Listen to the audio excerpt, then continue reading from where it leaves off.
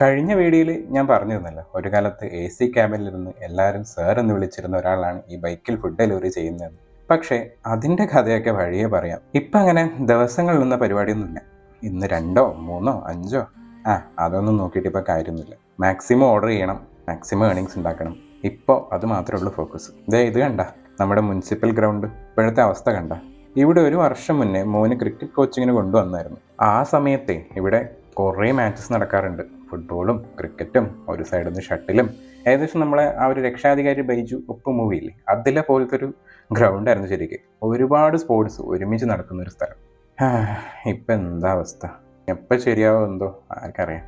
Food delivery ചെയ്യുന്ന സമയത്ത് എനിക്ക് ഏറ്റവും ഇഷ്ടപ്പെട്ട ഒരു കാര്യം എന്താണെന്ന് അറിയാം, ഓരോ ഓർഡറും ഓരോ സ്ഥലത്തായിരിക്കും. അതുകൊണ്ട് തന്നെ ദിവസവും പുതിയ ആളുകൾ, പുതിയ സ്ഥലങ്ങൾ, പുതിയ അനുഭവങ്ങൾ. ഞാൻ കണ്ണൂരുകാരനായതുകൊണ്ട് തന്നെ കുറേ അറിയാത്ത സ്ഥലങ്ങൾ ഇവിടെ ഉണ്ട്. അതൊക്കെ ഇപ്പം അറിയാനും പറ്റുന്നുണ്ട്. പക്ഷേ ഒരു കാര്യമുണ്ട് കേട്ടോ, പുറത്തുനിന്ന് കാണുന്ന പോലെയല്ല ഈ ജോലി. വെയിലുണ്ടാവും, മഴയുണ്ടാവും, ട്രാഫിക് ഉണ്ടാവും, വെയിറ്റിംഗ് ഉണ്ടാവും, അതുകൂടാണ്ട് ബോഡി പെയിൻ ഉണ്ടാവും. പക്ഷേ ഒരു ഓർഡർ കസ്റ്റമറിൻ്റെ അടുത്ത് എത്തിച്ചിട്ട് അവരെ കയ്യിൽ കൊടുക്കുമ്പോൾ കാണുന്നൊരു ചിരി ഉണ്ടല്ലോ, അതിലൊരു പ്രത്യേക സന്തോഷമാണ്. ഞാൻ പണി കഴിഞ്ഞ് വരുന്ന സമയത്ത് വീട്ടിൽ വെയിറ്റ് ചെയ്യുന്ന 2 എണ്ണമുണ്ട്. അതിപ്പോൾ എത്ര ലേറ്റ് നൈറ്റ് ആയാലും അവരവിടെ ഉണ്ടാവും. പിന്നെ അതൊക്കെ 3 പേരും ഒന്നിച്ചിരുന്ന് ഷെയറിങ്ങിലും അതുപോലെ കുറേ സംസാരിച്ചും കാര്യങ്ങളൊക്കെ പറഞ്ഞും വിശേഷങ്ങളൊക്കെ പറഞ്ഞുകൊണ്ട് അതൊക്കെ കഴിച്ച് കഴിയുമ്പോൾ വേറൊരു സന്തോഷം.